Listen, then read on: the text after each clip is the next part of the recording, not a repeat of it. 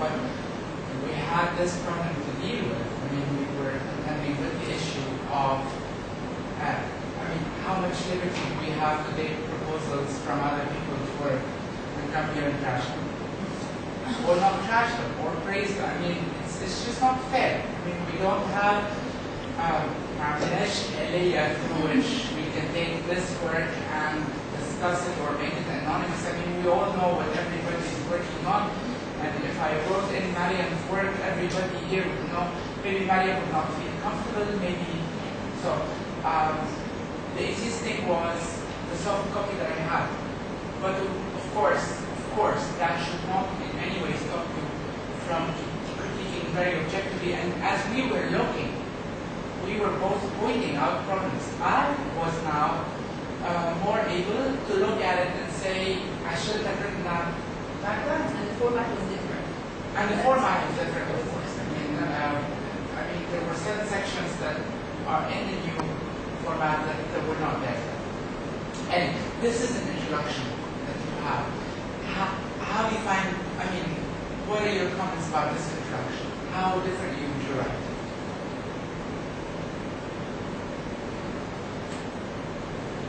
I like the beginning. The first catchlines, but it isn't the whole thing. It's very familiar and creates a certain. It's not catchy as much for me as much as it's familiar. It creates familiarity because many people say that, but it isn't a book. But it isn't like a movie. I like that. Okay. That's the first thing. And where would that fit in what we discussed yesterday? I mean, you remember we said we're trying to make the proposed introduction. Yes, that's the first. Yes. Yeah. Yeah, it is the introduction. The beginning of the introduction. Do you remember? We said as we write the introduction, we want to either include an anecdote or quotation or a counter quotation or a counter argument. So, what do you find? I mean, this is obviously a quotation that is just general knowledge. Do you think that's a good way of introducing the topic? Yeah, I think personally it's a very good way to quote, and that's my own. I started with the first of lines from a poem, so I think it's a good way.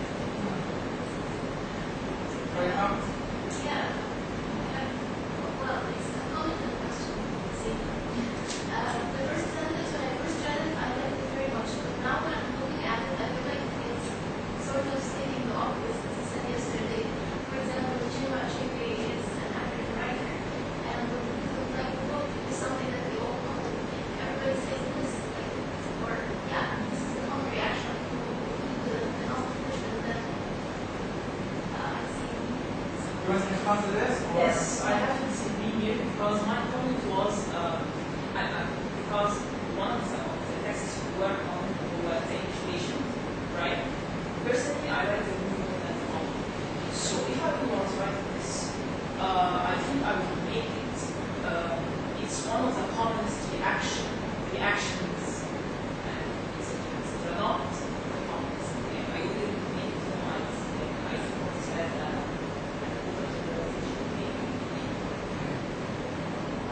Okay, let's think of that. Is it stating the obvious here? When you say it isn't like the book? That's Ron's comment, right? Is it? You agree? I agree. There's no problem even in stating the obvious because you are arguing against the obvious. So even if I don't see the problem. I would just explain, not justify it, but explain that here you're not stating the obvious in the sense that of saying, let's not think of examples. But what my intention in writing this was, here is how people react. However, there is other approaches. So it's more like a counter argument. Here it is. Yeah, than a quotation. This is a lot of people do little adaptations. However, that is what I want to work on. Exactly. This is what I was going to answer. Look at it's very clearly, it is precisely this comparison between literary fictions and the cinematic adaptations, and there's a very tendency to view the latter as a reduction of the former, that call for investigation. So this is why علشان الناس تقول كده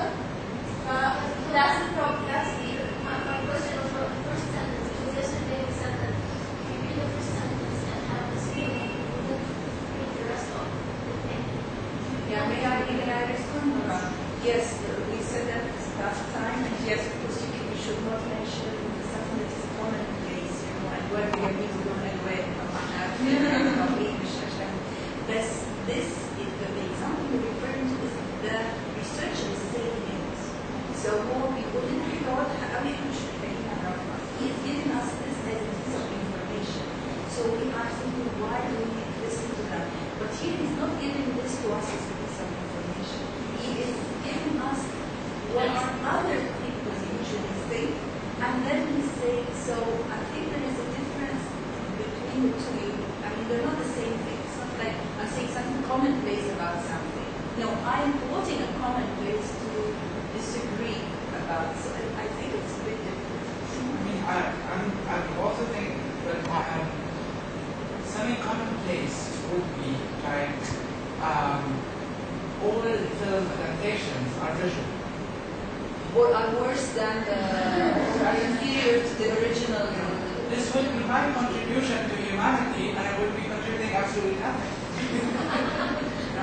But here, I think, at least my intention was, this is how people react. That I want to engage with that reaction. I want to explore that area. Okay, let's move on to the first sentence.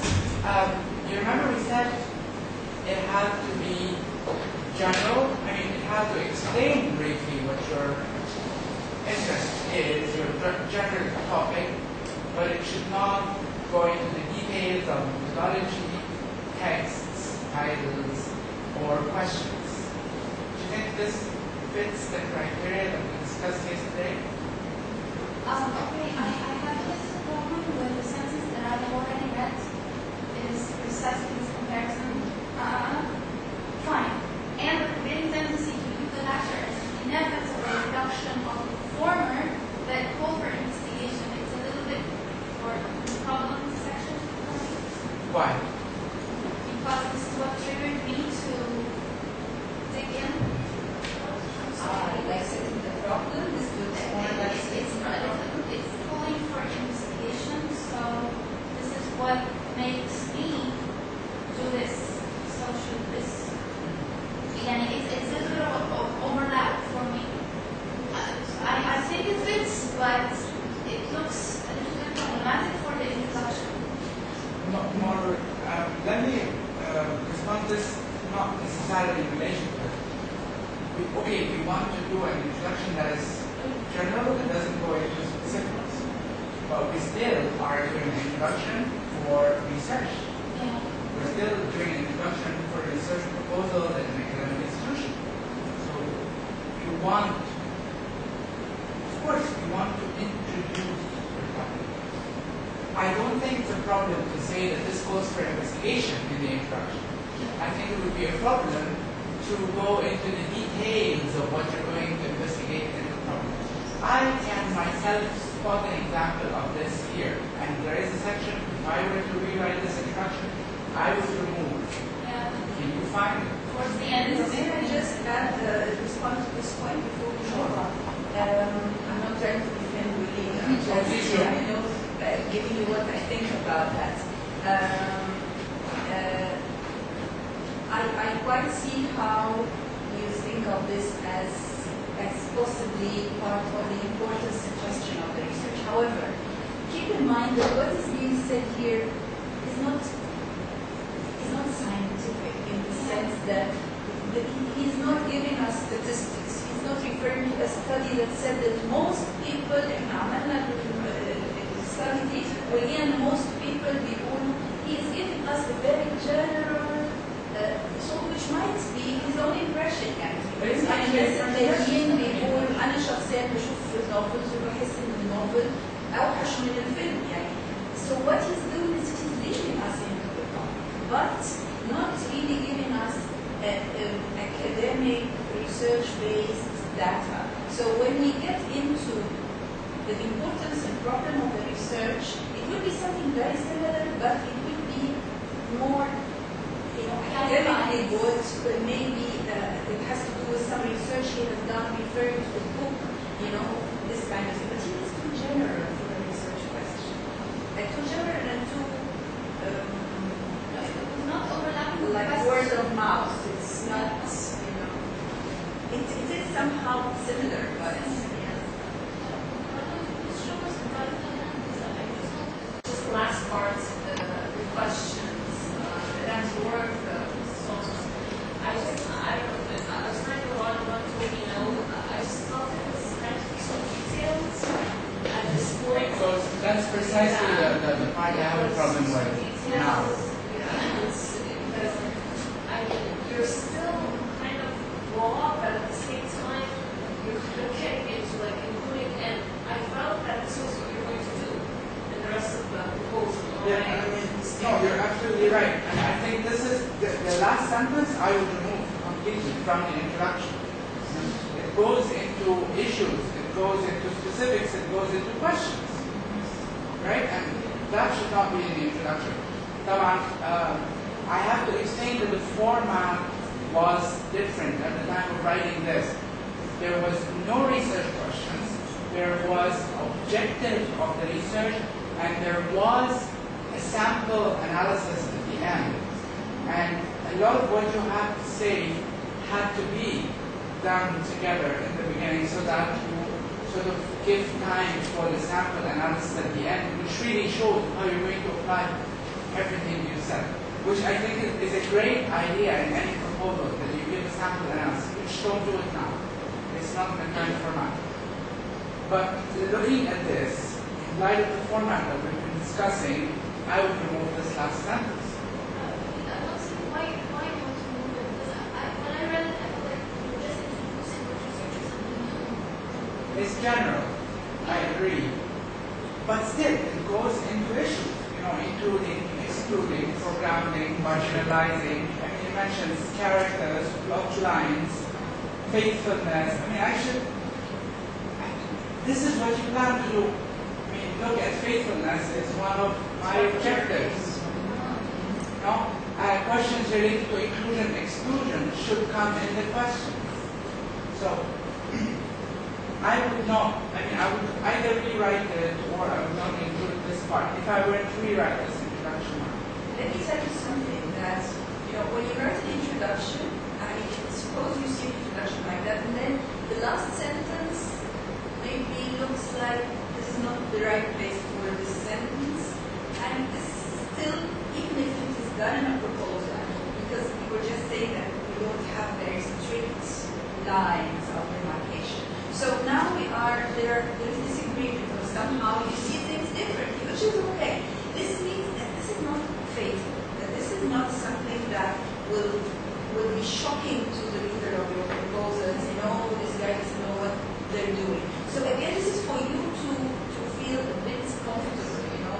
Not all mistakes, so-called mistakes, are deadly in this case. Because you've written a good introduction, وبعدين زودت شوية في الآخر جملة يمكن شكلها حقيقي في الaims. Okay, but when you come to the aims, you will correct your aims again.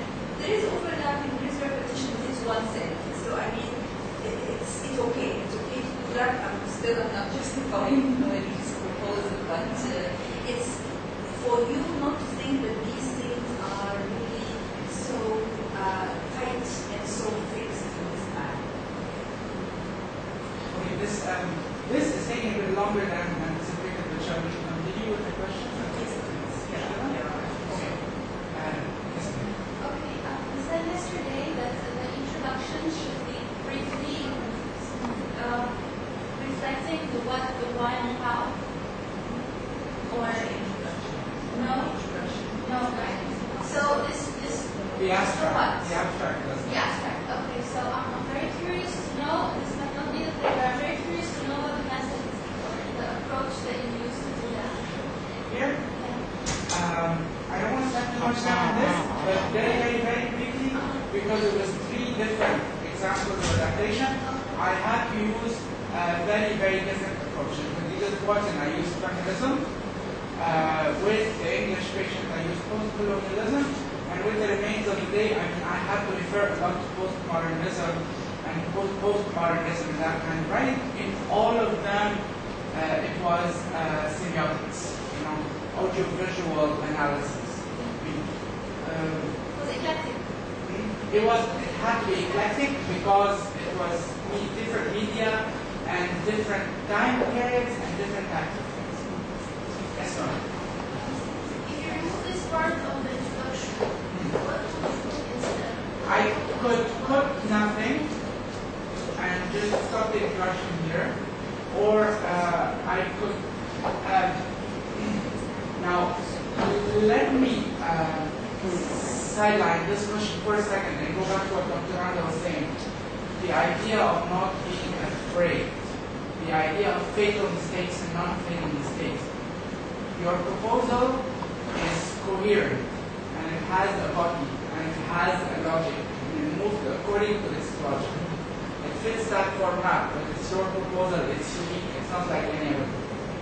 You know, in a certain proposal, this could be a good transition into the next category.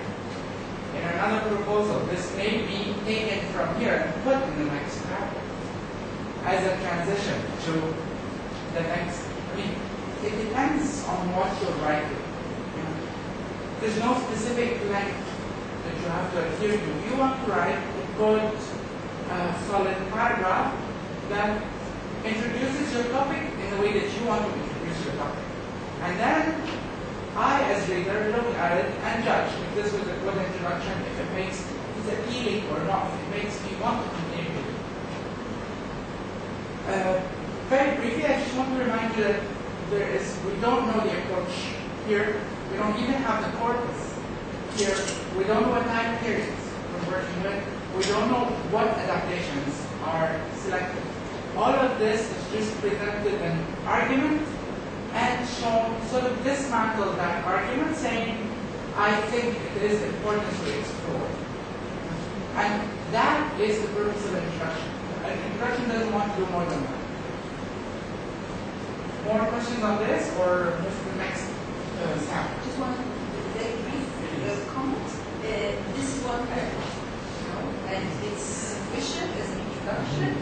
You don't really need, as Dr. Reed said, don't need to get into issues at all here. So if you don't have the title, this one, and you just saw this paragraph without the title, you would absolutely, to a great extent, you will not have an idea of exactly what this thesis is about. So this is what we need in an introduction. Don't get into details, don't go to the issue, and it's one paragraph. Okay. Now, the next one that I want to do with you is, I will not, this is, we have the title.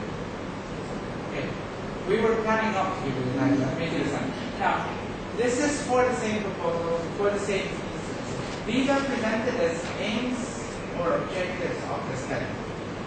Tell me if they are clear enough and if everything in them fits the aims and objectives. I have a question and a comment. Is this the final version of the proposal? This was, yes. My comment is that, like yesterday we said that the objectives or the aims of the study should not be very many, but find many here, like examine and see the degree of subjectivity and then analyze and then compare, and then there is contribution. So is this fine? Remember, there were no research questions at that time, so we had to, this was the objectives and the research questions at the same time. So now, maybe with the new format, as you're rightly pointing out, maybe some of this can be moved to research questions, the ones that are more specific can be moved to research questions, while the general one would be maybe the first one or two of these subjects. Okay, let me respond to this also. I don't think we said that, and I don't want to say that I said it yesterday. I'm taking it back. I'm not saying your aims should not be many. We're saying they don't have to be many, depending on your case. Again, let me explain that this proposal resulted in a thesis. Now, the maximum at the time that I was writing my thesis was 250 words. My thesis was over 350 because eventually I had to give 6 texts, and these were aims, and I had many, that's fine. But I think what we were trying to say is don't feel that you have to come up with many aims. I mean, you write as many aims as you want, and you write as many aims as you have. And your corpus decides that for you, and your approach does that for you. Of course, different than an MA. I mean, you'd never do something with 6 texts in an MA. You know, in a PhD, you're required to do more. Of course, yes. I mean, don't be inhibited by how many objectives there are. You don't have to put that many objectives, but you don't also have to not to put that many. I mean, your corpus and approach decide for you. I just need to, because we have the right to disagree. I fully agree that what we said was not don't write a lot of objectives, but it's okay not to write a lot of objectives. However, I also think that here some of the objectives can be turned into research questions. Yeah? They are more specific, and I also emphasized that at that time there were no research questions. We were putting everything as objectives. But looking at it from what we know now, I think something like analyzing and comparing the modes of presentation available to ghostwriters, camera work, costumes, soundtrack, lighting, non-verbal language, I think this might come in research question. How does camera work with Marsh?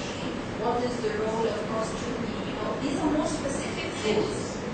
Yeah, specificity. So we get it more, into, but if you have a topic that produces 6 or 7 objectives, by all means, that should not be determined. And again, remember, this is, as Dr. Randa was saying, there were no research questions. Actually, there was no importance of the study in time. And I think, if I'm not mistaken, this might be the first thing you read after the introduction. If I'm not mistaken, I mean, I can't remember. I have to have it on front. But, so this combined different categories. Valid points. Certain of these objectives can be turned into questions. Of course, the tools, we stress that they should be highlighted. It also depends. I mean, I wanted to put my tools here because in my methodology, I mean, I really break down what methodology I'm going to use. So I had more details to give in the later section. So these would fit here, not there. And this is precisely what I mean by your proposal decides for you. You know, something looks like it could fit into places where it's more appropriate here. Put it there. There's a section that doesn't fit. Yes.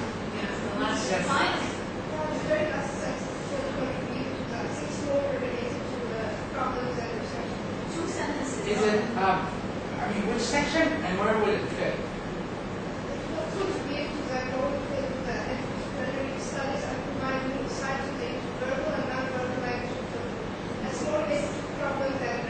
Is it problem? Yes, problem. And the sentence before it too, not only applies to this comparison will shed light on or throw new light on Yes, as we read this again, and I completely agree now. I mean, this is the importance of the research, and it should not be in the aims and objectives. I mean, it's interesting why this sentence is there. This sentence I did not write. This sentence is written for me. I don't want to justify it. I don't want to justify it, and I just want to explain it. In fact, it was written by Dr. Malus. And the purpose, and this is interesting because this is the kind of discussion that you can have with your advisor. At the time, I mean, of course, I don't want to stress the novelty of this in any way. I mean, other people in other departments do that. In the French department, they've done it. But when we did it here, there was this issue of why are you working with film? Why are you doing film in literature department? as opposed to the film academy. Of course, I think this is total BS. I mean, literature is moving into a lot of other areas around the globe. You know, I mean, you do these studies in the English department, you do American studies in the English department. I mean, we're a place that we should not be so narrow, it should be expansive. But at the time, she wanted me to stress the literary aspects, and that's why parts like will throw light on novel writing. That's not how I envisioned this. But she wanted to stress this so that when it goes into the department council, we would not have someone saying, why are you doing this here at all? So this is your advisor's contribution. That's why discussion is important. Now, certainly, this part does not fit. I agree completely. More comments or next one? Yes. You have said minutes ago that you have used postmodernist theoretical framework and semiotics, but I don't find here any mention of this exact academic terminology. Instead, I find some academic vocabulary like close reading, which reveals that you are going to use textual analysis, but not semiotics. You haven't used the word.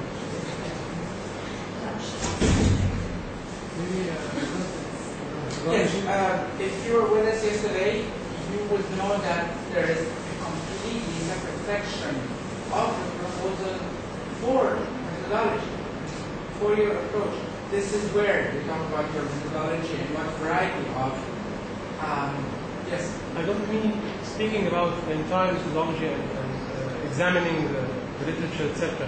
I'm speaking about using exact academic theoretical terminology, like saying semiotic analysis only, and we're going to explain later, etc. Or, for example, postmodernist theoretical framework, just an adjective. This is a question that we can discuss. Should you, in your aims and objectives, if I understood you right, should you, in your aims and objectives, refer to your methodology even in a very general just mentioning way? that I mentioned semiotics. I think there's no problem. Again, it depends what you're doing. One of the things we said yesterday is you know the entire proposal, but you're revealing it to your reader bit by bit. I was more comfortable not revealing this at this point.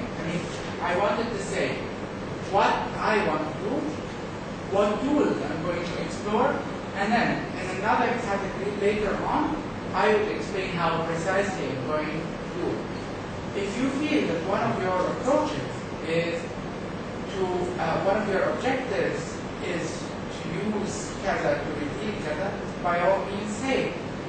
Again, it depends on the thesis. Certain theses are built, remember yesterday we said, sometimes the methodology creates the topic for you because you are interested in this specific critical school. You want to apply the text more than you're interested in that text sometimes. So, if the highlight of your work is the methodology, you want to put it in your objectives. Noran definitely will have to do that in her proposal because she's working with theory, she's working with criticism. There is no literary corpus. Your proposal decides for you. So it's not stumble. Yeah, but having said that, I would say, as beginners in research, let's keep in mind that we might want to put at least the name of the theory that we're using in the aims, because my aim is to study them. The theory is how, in a way, okay? And we said that in our aims it's the what that we are focusing on, not the how. But somehow the what and the how cannot be separated. So, it's just, you don't have to go into details at all of your theory. This is the part of the methodology.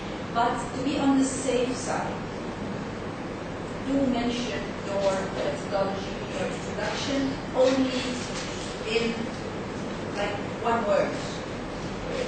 Even within the sentences here, the purpose of this study is to examine the relation between kaza, kaza, kaza, I mean, try to just put it as one word within the sentence. A close semiotic reading, like the sixth slide.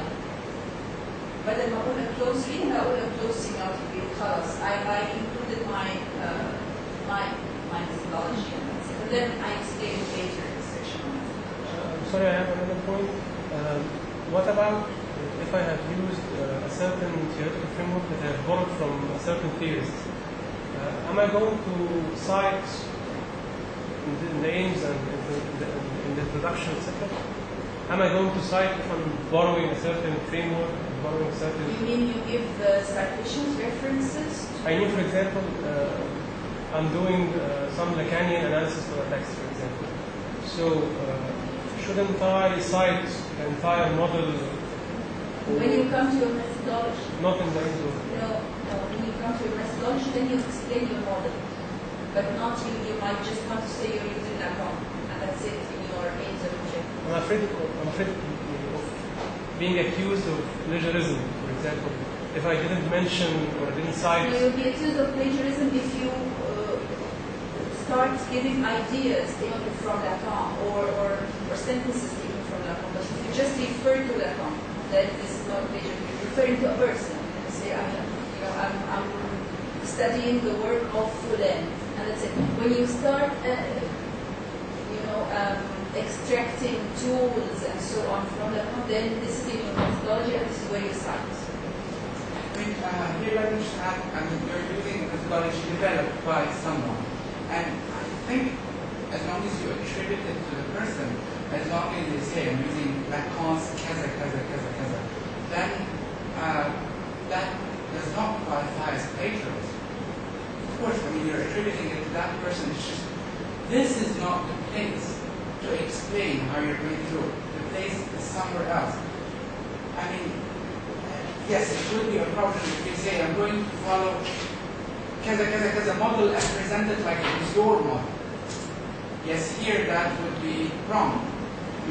Later on, you're bound to explain it. So again, let's talk about plagiarism later when in the last part, because it's important to inform yourself. But I think as long as you attribute it to someone. Okay. So I have another topic that we will be discussing. It's another imaginary topic. Virginia Woolf as an anti-feminist, rereading of detectives. So I'm going to show you. Of course, this is about somebody reading Virginia Woolf, providing a reading of Virginia Woolf that subverts the established readings of Virginia Woolf, and like reversing binary oppositions of feminist, non-feminist, and it's a reverse. So I'm going to show you the methodology. This is part of the methodology of that person, and I want you to read it and critique what you like, what you don't like, what doesn't belong, and so on. There is a point about quoting from Wikipedia because I was subjected to that situation when in the real season. The doctor kept telling me it's not academic, you cannot quote from it.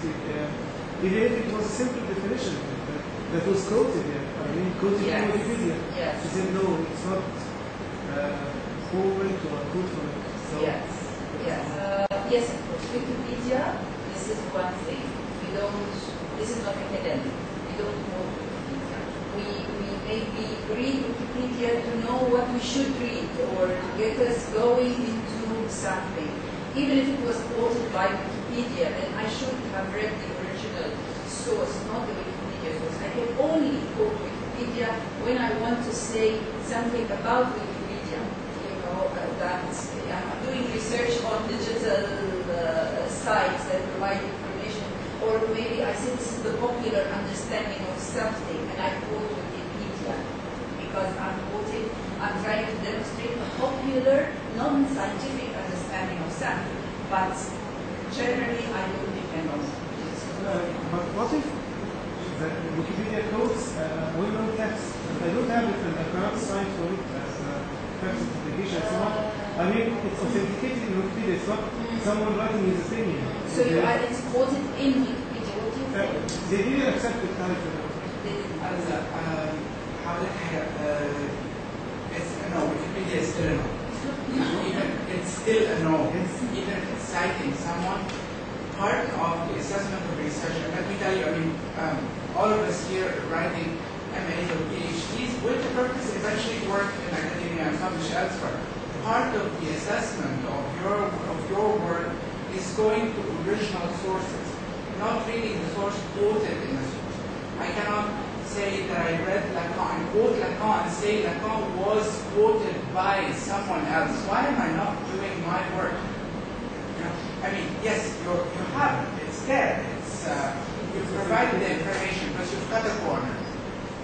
You need to exert more effort as a researcher and go and read the original. And no matter how many people cite a work, you do not understand that work except by reading, not from what other people have written about. Especially when it is a seminal work, it's a core part of your thesis. So you don't read about your methodology in Wikipedia. Maybe if it's detailed, then it definition.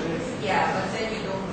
Now the other thing is people who publish on Wikipedia, they go to their source. I mean, they have their sources somewhere. I mean, there are people who actually write for Wikipedia. So if they found it somewhere, you can go. We'll talk more about resources and libraries, etc. in the second half. Or other comments about the methodology. Yes. There is a little bit of difference between methodology. There are two schools of criticism between right construction and feminism. There is a little bit of imbalance in the presentation because there are quotes about deconstruction, about the tenets of deconstruction, but the feminism is just mentioned once. Okay, you think there is imbalance between the two critical schools used? Of course, if there is an imbalance, then this is a problem. And yes, you should not. If you are using them equally, then they should be balanced. If you have a main approach and then you are using some of the tenets of another approach to support this approach, then it's okay to have this kind of varied presentation. I would question a little bit that deconstruction is dealt with in more detail because it's actually saying nothing about deconstruction whatsoever. What was the need to cite a definition of deconstruction? There's no need, there's absolutely no need. It should not go there, because الوادي جميل وله ألوان. يعني أنا مش لسه هبدأ من الأول to define what is deconstruction وبدأت إمتى ومين أول واحد. لا أنا I go into the tools, my tools اللي هاخدها من deconstruction عشان أستخدمها. لكن أنا مش محتاجة خالص أعمل a history of deconstruction. Actually, he's not saying anything about deconstruction. He is not anything of importance there. Okay, I have two comments. Which it's not about the imbalance as much as it's about what we said yesterday. It's like feminism and deconstruction. Tools. Tools, and it's very broad. It will be read against the basic tenets of feminism. What are the basic tenets? Yes, that's one point. And another point, if we take the quote via Wikipedia to be if it's not, that's supposed to be English via Wikipedia. But I have a problem with the last sentence. Unlike analysis or interpretation, deconstruction tries to lay the inner contradiction of the text bare. This is supposed to be the sentence.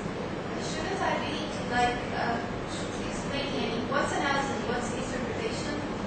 Analysis is kaza, interpretation is kaza, and therefore I'm not doing them, I'm doing deconstruction Which is kaza. Yeah, of course, when you put a quotation like that, you need to explain. Yeah. It is somehow, نفترض ان هي حاجه مهمه ومفيده، هي هنا مش مهمه ومش مفيده. This quotation because tells you nothing. But if you use a quotation about your methodology من Lacan or من Derrida or whatever, explain it. لانه دي methodology انت فاهم ايه من الانتربريتيشن، فاهم ايه من فكره التريس بتاع Derrida. يعني you have to explain your quotation somehow. فمش كل quotations محتاجه explanation، لان sometimes انا بجيب what I'm saying. If I support what I'm saying, like if I give the quotation as a starting point, then I have to explain at least what I understand from the quotation. Here, there is nothing, as Nariman is saying. It is just giving us the quotation and said nothing else. Nora? There's this sentence in the third line on the street where this happens of his work is in fact far from that. Isn't this an assumption? And actually, the question is it have to be mentioned here in the knowledge? An age of I think it should be mentioned because this is what we are, I'm using the methodology to do, you know. It's not a new statement of the aim. The aim